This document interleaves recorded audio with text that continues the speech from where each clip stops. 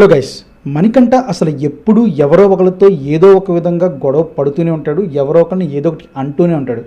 పైగా నేను ఎమోషనల్ అంటాడు ఒకసారి, లేదు నేను బ్రెయిన్తో ఆలోచిస్తా అంటాడు ఇంకోసారి, లేదు నేను స్ట్రాటజీస్ అవి ప్లే చేయను అంటాడు ఒకసారి, లేదు ఇదే నా స్ట్రాటజీ అంటాడు ఇంకొకసారి. ఎవరితో అయినా మాట్లాడాలంటే నాకు ఖచ్చితంగా పర్పస్ ఉంటేనే మాట్లాడుతూ అంటాడు.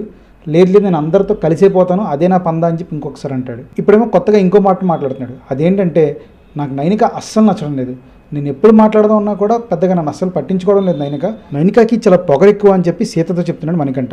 ఇంకో పక్క సీత, అలా కాదు మణికంఠ, నువ్వు అలా డిప్రెస్డ్గా ఉండకూడదు, నీతో మాట్లాడుకుంటే ఇంక అంతేనా, నువ్వు తిట్టేసుకుంటే ఎలాగా అని చెప్పేసి చాలాసేపు నచ్చ చెప్పింది. అయినా కూడా మణికంఠ అస్సలు తగ్గడం లేదు. నాకు నైనిక నచ్చలేదు అని చెప్పి సీతకి చాలా గట్టిగా క్లియర్గా చెప్తుంది. ఇప్పుడు దానికి సీత ఇలా రెస్పాండ్ అయింది, కొన్నిసార్లు నిన్ను చూస్తే నాకు చాలా భయం వేస్తుంది మణికంఠ అని చెప్పి. సీత అలా చెప్పగానే మణికంఠ కూడా సీరియస్ అయిపోయి, నేను ఇంతే, నన్ను మీరు వదిలేయండి, నేను ఇలాగే ఉంటా, పక్కకు వెళ్ళు అని చెప్పి గట్టిగా సీతని కసురుకున్నాడు.